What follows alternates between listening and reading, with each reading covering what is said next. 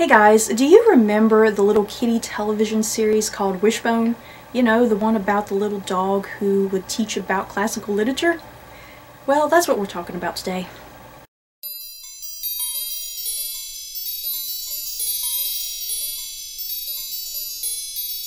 Some of you might be wondering, what the hell is Wishbone? Well, I'm about to tell you what Wishbone is.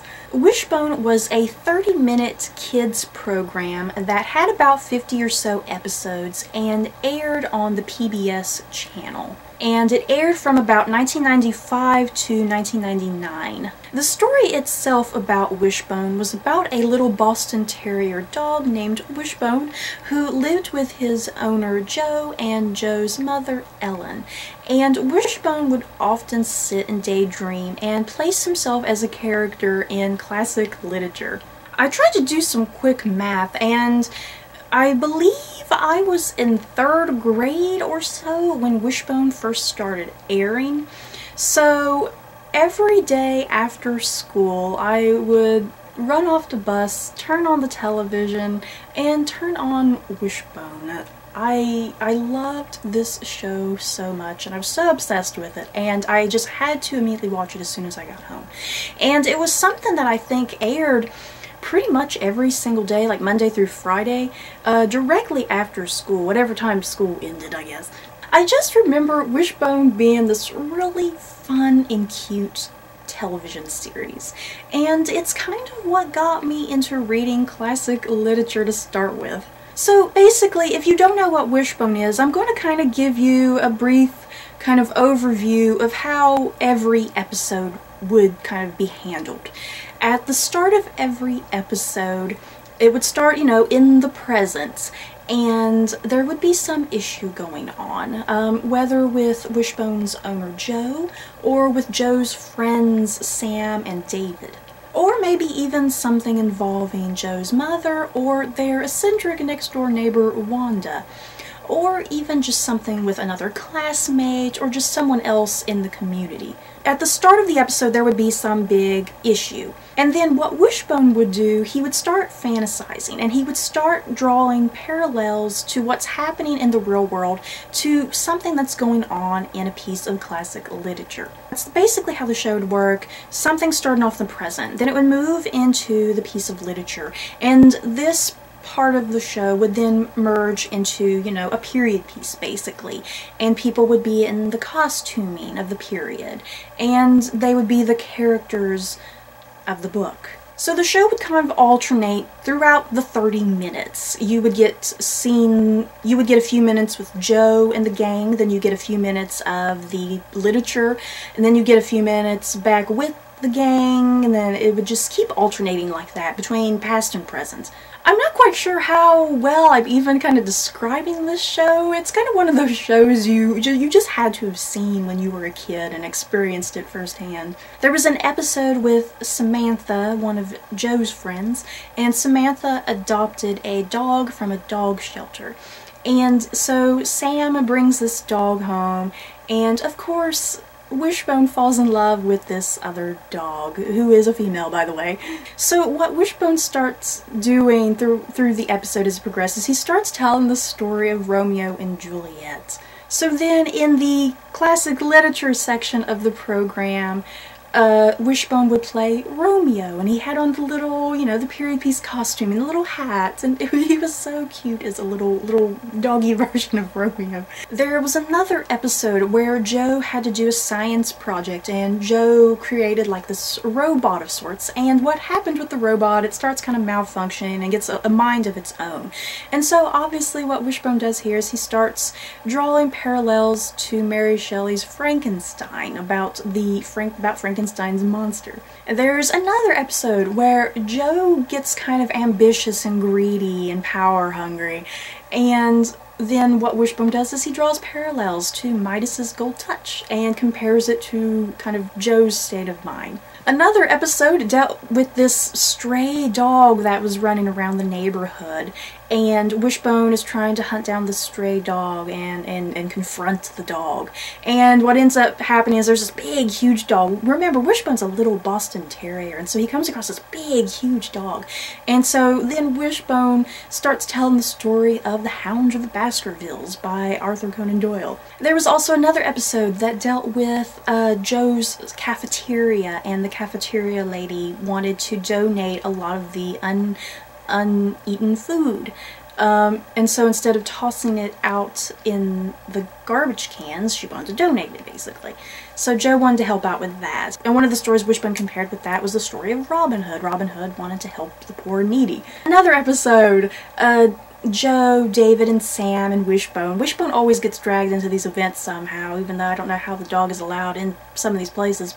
But Joe and the gang, they go to a library. They run across this creepy old man, and the man kind of scares them.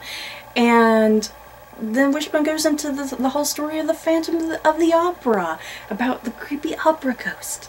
And then one of my all-time favorite episodes of Wishbone, you guys, is this episode where Sam, there's this old barn, and I can't remember all of the details, but for some reason she wanted this horseshoe.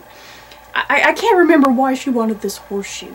But Sam comes into some danger, and she's put in some peril. But I don't want to spoil the episode, just in case you ever happen to find the episode. But the story Wishbone draws here is Treasure Island. The list could seriously go on and on. Like I said, there's about 50 plus episodes, so 50 pieces of classic literature. But what I really liked about Wishbone was the fact that it didn't dumb down the show to its target audience, which was for children. The show dealt a lot with some pretty heavy material. You know, one of the examples I gave was Romeo and Juliet. We all know Romeo and Juliet die at the end of that play. So, for a television series, you would expect the death part to be kind of cut out or kind of changed in some way. But Wishbone, the writers were brave, and they had Romeo and Juliet, you know, lying out on their slabs. And you gotta think, this is a cute little doggy playing Romeo, and so the dog is playing dead. Even when they did A Tale of Two Cities by Charles Dickens, they did the very end of that book. I've never read the book, but I know what happens because of Wishbone, basically. But they didn't tone down the end of A Tale of Two Cities with one specific character. They even did an episode with Joan of Arc. I think that's a story that was wrote by Mark Twain, if I'm not mistaken. And even in that, we all know that Joan of Arc, she was burned at the stake. Wishbone in that just plays, I guess he plays a minor character. He plays Joan's friend. And they show Joan of Arc get burned at the stake. So yeah, a lot of this classic literature, you know, that involves death or just some really heavy material, the writers of Wishbone did not shy away from that subject matter. And I really liked that.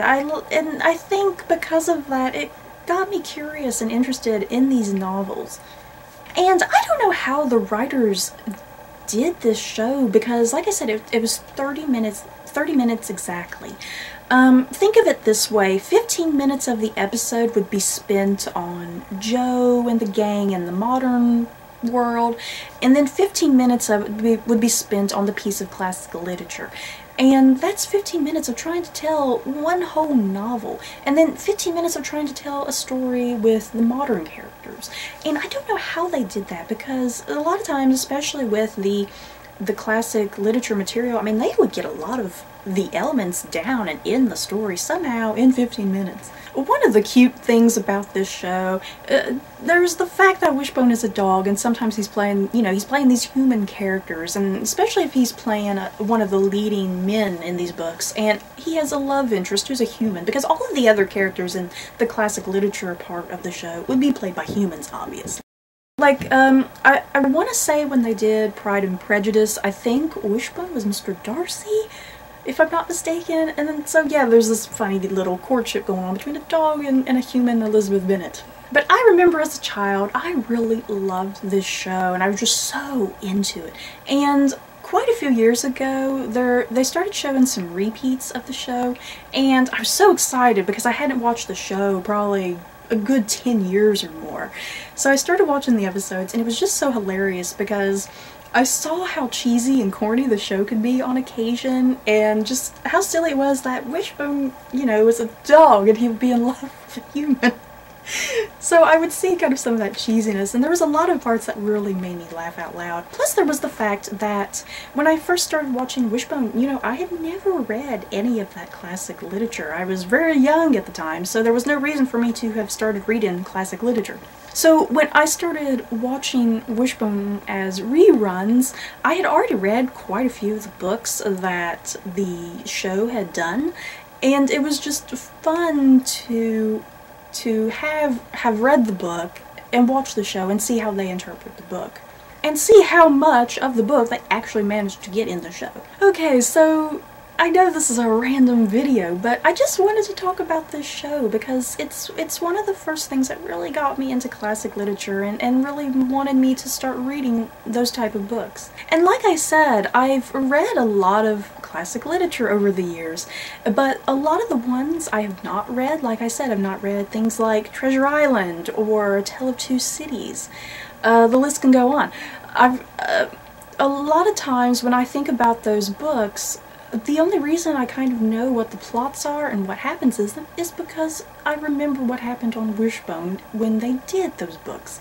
So have you guys seen Wishbone when you were kids? Was it the big thing that you were obsessed with? It aired here in America. I have no idea if it aired around the world. A lot of you guys in other countries might be thinking, what the hell is this show? But if you watched this show as a kid, please let me know, because I would love to talk about it with you, and I would love to know what your favorite episodes were. I remember I always really wanted a Boston Terrier dog. I always wanted one of those dogs so I can name it Wishbone. So that's it for this video, you guys. Don't forget to like, comment, and subscribe. And if you liked this video, you may like these. Bye, guys.